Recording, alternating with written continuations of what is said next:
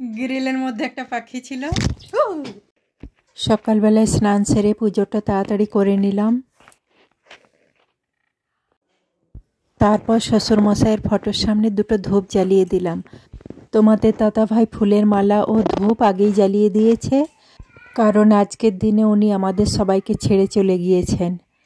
আজ 1 বছর পূর্ণ হয়ে গেল। দেখতে দেখতে একটা বছর পেরিয়ে গেল।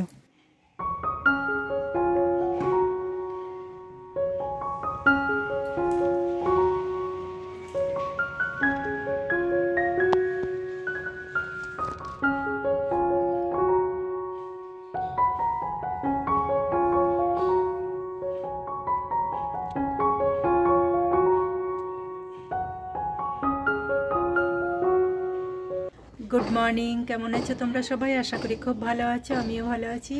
আজকে আবার একটা ব্লগ নিয়ে চলে এলাম। গীতার লাইফস্টাইলে তোমাদের সবাইকে স্বাগত জানাই। আর আজকে হলো 28শে ডিসেম্বর। আমার শ্বশুরমশাইয়ের 1 বছর পূর্ণ হলো। দেখতে দেখতে একটা বছর হয়ে গেল। আর পাশের বাড়িতে কাজ হচ্ছে, ওই জন্য ঠক ঠক আওয়াজ আসছে।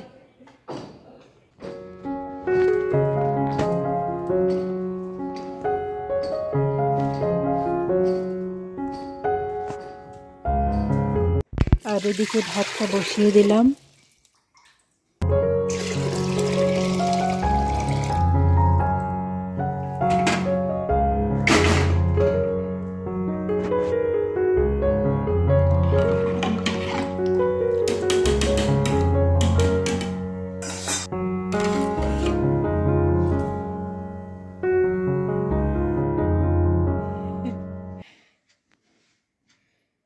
গ্রিলের মধ্যে একটা পাখি ছিল। গ্রিলের মধ্যে একটা চড়ুই পাখি ঢুকে পড়েছিল। অয়ন সেটাকে ধরে আমাকে দেখাতে নিয়ে এসছে। অয়নের হাত থেকে ফসকে পাখিটা বেরিয়ে গেল। তারপর কিছুক্ষণ পরে জানলার দিক থেকে উড়ে চলে গেল।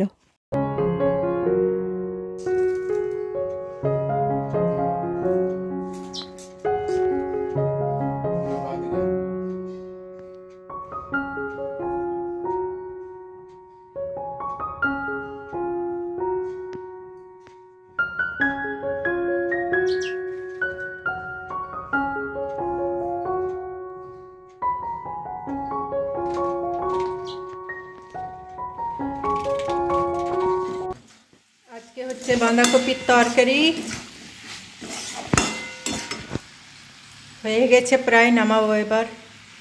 আর ভাত নামিয়ে দিয়েছি।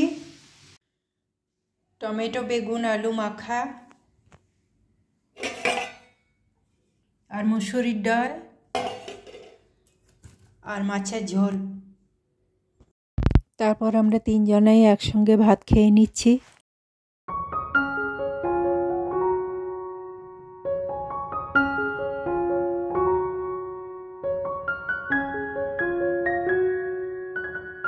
আর কালু বাদাম খাচ্ছে। বাদামের খোসাটা বেশ সুন্দর ছাড়িয়ে বাদামগুলোই খাচ্ছে।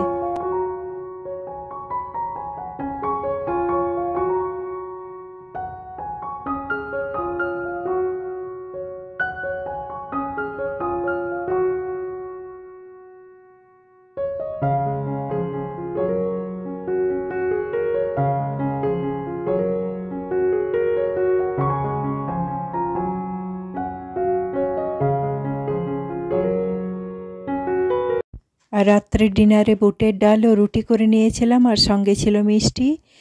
তাহলে বন্ধুরা, আজকে এই পর্যন্তই। আমার ভিডিওটি ভালো লাগলে একটা লাইক দিয়ে পাশে থেকো, চ্যানেলটিকে সাবস্ক্রাইব করে দিও। আবার দেখাচ্ছে নতুন একটা ভিডিওর সঙ্গে। ততক্ষণে টাটা, গুড নাইট।